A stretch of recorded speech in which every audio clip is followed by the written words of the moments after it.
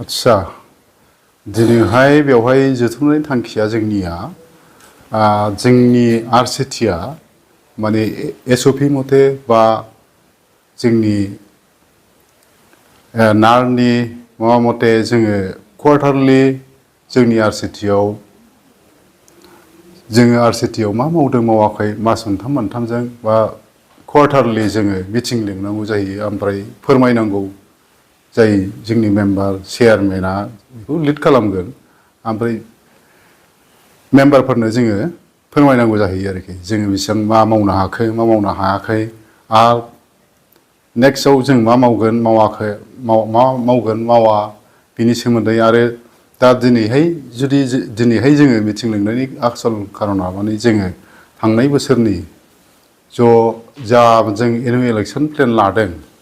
बे annual election प्लेनाव जोङो बबे जोङो एक्टिभिटिखौ जों प्रग्रामखौ जों मावनो हाखो बा हायाखै जों बेखौ फोरमायनाय आरो दिनैहाय दा बिनि गेजेराव माखासे प्रग्रामखौ जोङो खननै गाहाम लानांगौ बायद' जादों ओमफ्राय नेक्स्ट टेस्ट आरो 26नि थाखाय जोङो दिनैहाय जोङो कमिटियाव मिटिङाव हाउसआव जोङो जोंनि ड्राफ्ट बाजेट माबाखौ एनुवेल इलेक्सनफोरखौ जोङो प्लेस खालामदों आरोखि प्लेस खालामनायाव बाहाय बयबो मेम्बारा जुदि एग्रिबा जों बेखौनो माबानोसै बेखौनो जोङो RBOनि जोंनि स्पन्सर बेंक RBOनिफ्राय जों एप्रुभ खालामनानै जोंनि सेन्ट्रेल माबायाव अफिसाव नाराव जोङो हरनांगौ जायो आरोखि आसलथे बेवहाय मा मा डिपार्टमेन्टआ मेम्बार हिसाबै दं सार बेवहाय आं फारि बुंलांनोसै KBK दं चिरां DRDA दं एग्रिकालचार डिपार्टमेन्ट दं सेरिकालचार दं handloom and textile fishery SRLM office ओमफ्राय DDM नाबार्डनि ओमफ्राय LDM चिरां डिस्ट्रिक्टनि जायनाखि लिड बेंक अफिसार बियो ओमफ्राय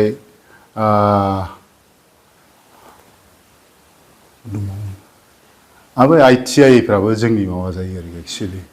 बे ITIखौ नागिरो माने दासिमबो अफिसा माबायाव दङ नामानो ओरै काजलगावनि खोलायाव थेवबो जोङो बिसोरखौ लेंबोनो हायाखै दासिमबो अफिसखौ नागिरहैबो माने खननैसो जाबाय जोङो होननानै एक्चुअली नोंथांमोननि डिपार्टमेन्टनिफ्राय मा हाबाफारिखौ मावनाय जायो जोङो हाबाफारि मावनाया माने रुरेल ओनसोलाव गामि ओनसोलाव डिस्ट्रिक्टनि गेजेरावनो आरोखि जायफोरनाखि एफा एनै फरायनो रोंनाय बा 6, 7, 8निफ्राय ओरै गोजौ जेसेबांखि जाया मानो फरायनानै साख्रिथ' मोनखाला साख्रि मोना बिदिनो बेकार थानांगौ जायो बे बेकार मानसिफोरखौ जोङो माबा मोनसे एक्टिभिटि ट्रेनिं होनानै माबा मोनसे खामानियाव एबजर्ब जानो जाहाथे हायो गभ अफ इन्डिया MORDनि मथे जोङो ट्रेनिं होयो बबावबा ट्रेनिंआ 10 दिनिया दं 13 दिनिया दं 1 मास दं बेफोरबायदि आरोखि जोंनाव माखासे नारनिफ्राय दिरुनखानाय माखासे प्रग्रामफोर दङ बे प्रग्राम अनुजायै जोङो प्रग्रामखौ लायो ओमफ्राय बिसोरखौ फोरोङो आरोखि आसलथे मा फोरोंनाय जायो बेवहाय मा फोरोंनाया जोङो थियरि फोरोंगोन ओमफ्राय प्रेक्टिकेल बिदि फोरोङो मा आयदानि सायाव सार आयदाया माने डिपार्टमेन्ट बहुद माबा दङ जोंनाव गासै 64टा एक्टिभिटि प्रग्रामफोर दङ बिनि गेजेरावनो जोङो प्रग्रामखौ कन्डाक्ट खालामनांगौ आरोखि केन्डिडेट ट्रेनिं लाखांनाय बै ट्रेनिं लाग्राफोरखौ जेब्ला ट्रेनिं जोबो अब्ला बिथांमोनखौ खामानियाव थिसननायनि माबाफोर राहा लानाय जायो नामा बेखौ जोङो लायो जायफोरनाखि मावखाबाय बा ट्रेनिं लाखांनायनि उनावहाय बिसोरखौ सोरबा जुदि फाइनान्सियेल जुदि हेल्प नांबावगौ जायोबा सोरबाथ'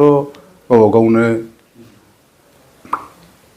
मावनानै मावो खामानिखौ साफिसियेन्ट जायहा दंखायो जायहानाखि नांगौ जायो बिसोरखौ जोङो फाइनान्सियेल हेल्पनि थाखाय जोंनिसिम बिसोरो प्रप'जाल होफैनांगोन रिकुवारमेन्ट जा बेंकआ बियो